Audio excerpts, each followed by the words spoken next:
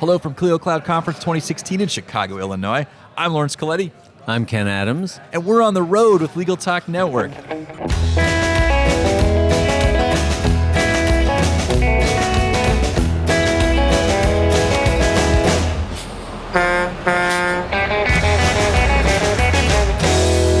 And we're back.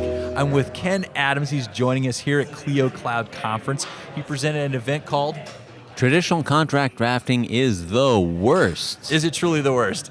Well, yes, it is. If you're looking to actually accomplish transactions in an effective manner, in a way that avoids dispute, then yes, it is the worst. It's the worst. Okay. Well, Ken, before we get started, let's learn a little bit about you. Where do you work? What do you do? Let's see. I was a foot soldier in the big law world when, starting about 20 years ago, I figured, hey, why don't I explore the building blocks of contract language rather than just doing deals? And that started taking more and more of my attention till it reached a point 10 years ago when I stopped practicing law and devoted myself full-time to my grand passion for contract language, as pathetic as that might sound. So now it's my livelihood. I roam the world giving seminars. They used to be Chicago this month, New York next month, but now it's Singapore, Sydney, Copenhagen. Who'd have thunk it? Be a contract nerd and see the world. You're trotting the globe doing some contract drafting. Yes, giving seminars, because basically people doing contracts in English the world over face exactly the same issues. So, I might be in Shanghai, but it's alarmingly similar to being in San Francisco talking about contract drafting, because, yes, we're in China, but people have the same issues. I engage with people the world over who are wrestling with the same stuff. And then I also have I consult with companies looking to improve their contracts and their contract process, and I write stuff, including my book, A Manual Style of Contract Drafting, published by the American Bar Association. Well, excellent. Well, let's cut into it. So let's talk about your speaking session here at Clio Cloud. Just give us the 50,000 foot, and we'll get into it from there. I was pleased to have been invited here as a kind of sideline to Clio's main occupation at this conference, but what I did was simply introduce people to the notion that traditional contract language is dysfunctional. We discussed why we care about that, what explains the dysfunction, and then what can we do to fix it. Well, let's start with the dysfunction. Why is it dysfunctional? Well, in terms of the why, it's a matter of a massive detail. Just looking at the building blocks of contract language, how people try and express what they want to express, and generally, there's no short way of analyzing it. It has involved 20 years worth of just going through the building blocks, and the words and phrases by the hundreds, and seeing what works and what doesn't. And the traditional choices generally don't work. And with the result that you have the cumulative effect of all those bad choices that are perpetuated by copy and pasting Word documents creates a complete morass that just delays understanding and prevents understanding, and results in so you waste time and money getting deals done, and then you get embroiled in disputes because people realize, hey, this doesn't say what we expected. We don't understand it, and we get into fights. I have some experience with this. One of the things I used to do is some commercial leasing document review, where I would go through and we'd renegotiate some of the terms. And one of the things that would just be endlessly frustrating to me was just what you're talking about, the copy, cut, paste effect that you put in there, and a term gets in there and nobody really knows why. It's just the way it's always been done. And I remember kind of coming through on a fresh head of, just steam, just kind of like, after a good night's sleep, and just looking at the language, I'm like, I don't even know what this says. Like, we went back and forth, and I reviewed our memo points, kind of a memo of understanding that we had going down. Like, here's the financial terms, and here's how we want to do, some of the square footage and everything. I was reading down the line, and just like, this doesn't add up, and I understand that there's certain traditional things that you do that give meaning to a contract. This is the kind of contract it is, but this was well beyond that. This was a legacy of terms being put in there. And I approached the attorney that put this together for us for the company I was working for, and he says, well, we just kind of always did it that way. He said, that's a kind of a boilerplate that we have for all of our agreements. And I asked him, well, does it add value to this deal? And he hesitated. I said, well, what does it mean for us? Like, because this seems to sort of stand in the face of the other terms that we had and makes, understanding the other critical parts of the deal, the ones that we negotiated over, a little bit muddy, as far as understanding. So is this kind of thing you're talking about? No, that is utterly standard. Stuff gets into contracts, and once it's there, it tends to stay there because someone would have to decide to take it out. And if you don't understand what something is doing in a contract, you might well think, gee, someone put this in here who probably knew what they were doing, and I don't understand it. It's probably due to some lack of knowledge on my part. I'm going to play safe and leave it in there. So there's all sorts of kind of debris that just is built into contracts that makes no sense, and some of it is it's mind-boggling. During my session, I discussed a book published about the pari passu clause in sovereign debt contracts. A couple of academics wrote a book showing just how no one had a clue what the heck that provision was doing there, and they kept it in even when it created big problems. But then there's also, just on an everyday basis, there's something called the successors and assigns provision, that though the contract is binding on and inures to the benefit of the parties and their successors and assigns, blah, blah, blah. I've looked at the 8 possible uses of the successors and assigns provision. None of them make sense, so I've thrown it on the scrap heap. Nevertheless, through the magic of copy and paste, it lives on. It comes back in.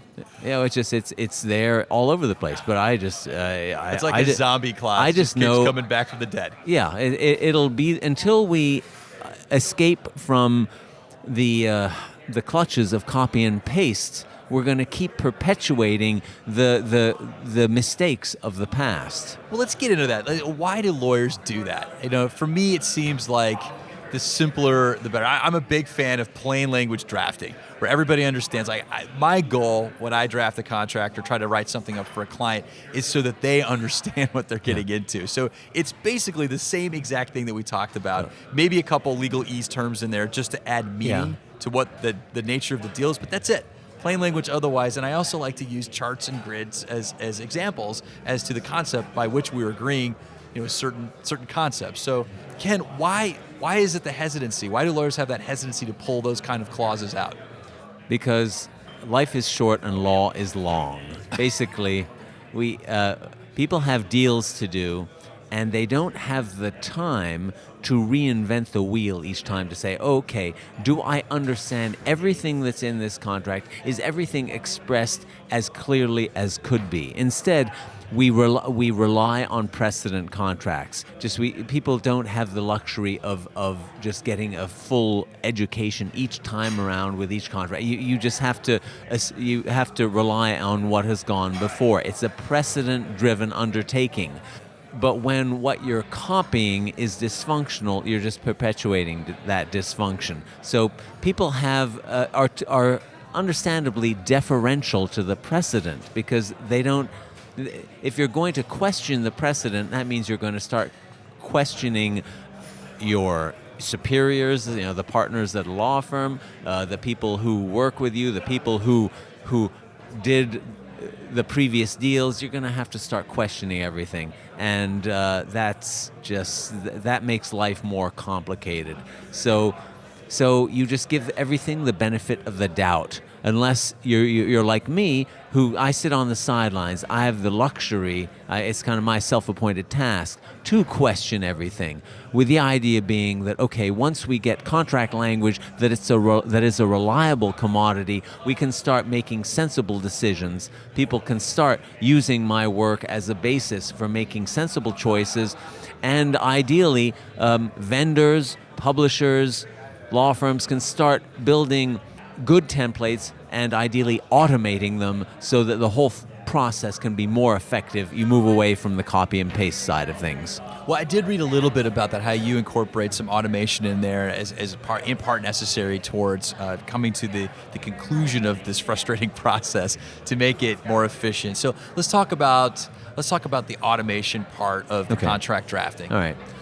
I'm second to no one in my love of contract drafting, but I recognize that reinventing the wheel is not good use of lawyer time.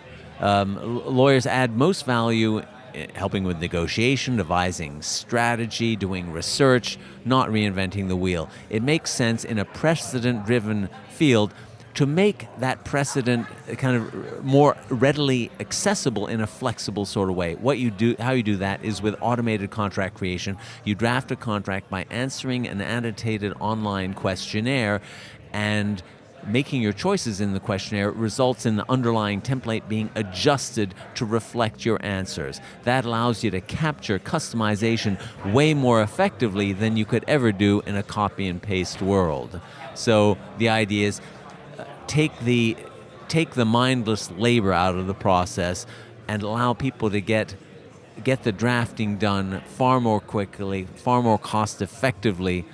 So ultimately, the law firm is able to, in a premium bill for that work, but the client ends up paying less ultimately. So everyone wins out. The law firm can get more work done. The client gets a higher quality product that it is paying less for. Okay, so if we were to break this down into two primary steps, the first step is to be mindful.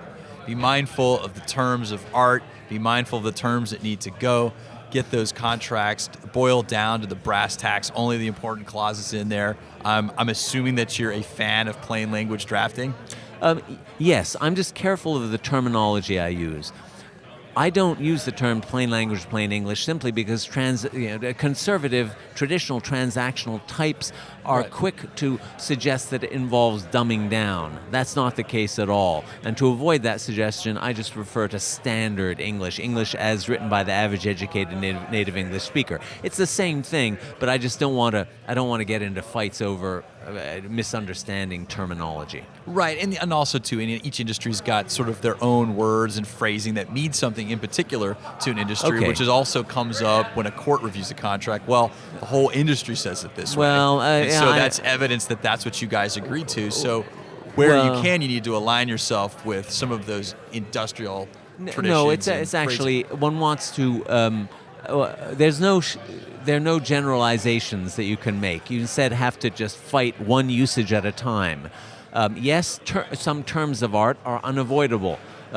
Phrases like perfecting a security interest, those are terms of art that you just have to use.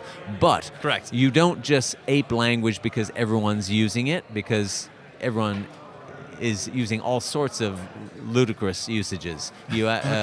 And you don't say, oh, the courts have told us what this stuff means. Oh, it's tested. Well, I don't care ultimately just as a general matter, what spin a court gives on confusing contract language. It's confusing. I don't want to use confusing contract language, even if a court has had occasion to look at it. I want to express the deal clearly in a way that isn't susceptible to confusion. But you're ultimately correct that there's the two-step process. We want to make contract language that's a reliable commodity, and then we want to build it into templates. And so this is the mindless part. So the first step is mindful, sifting down to the essential languages. And the second part is being mindless, automating. Well, yes, it's more a matter of allowing people to capture that the efficiency in that you're presenting them effective knowledge. You're giving them an annotated questionnaire that explains their choices, but you're not forcing them to go through the task of coming up with the verbiage. We do that task once, and we don't have to do it again. We let people make the choices. What kind of deal do you want? Okay, you want that kind of deal? Here is the language to accomplish it.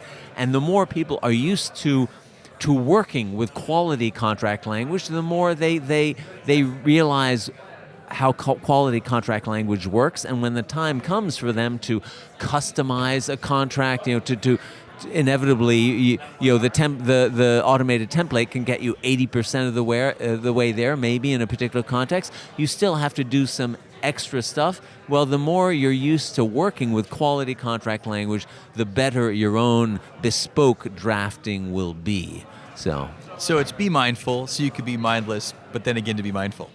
yeah, that's, hey, you're in the communication business, so that sounds beautiful. I know that I'm oversimplifying it, Kevin. It does sound like really good advice as far as, contracts and, getting good, obviously it's our job as lawyers to write proper agreements that people understand and that agreement represents so much that goes on before. And unfortunately for a lot of clients that don't get that kind of clarity, just because they agree to it doesn't mean that it's enforceable.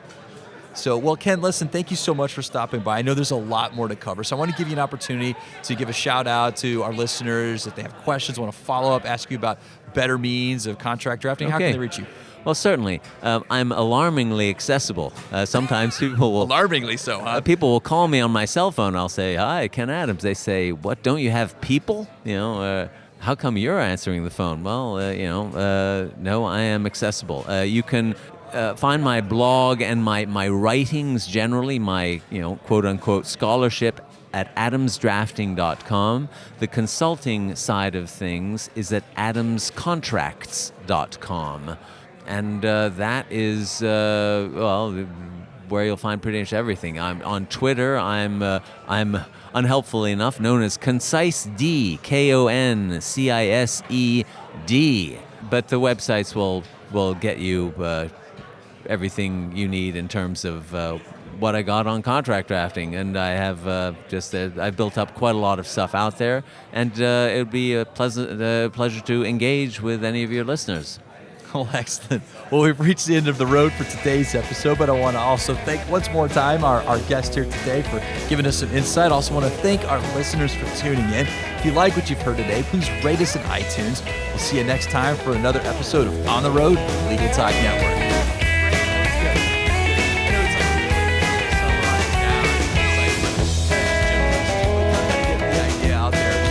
That's great, though.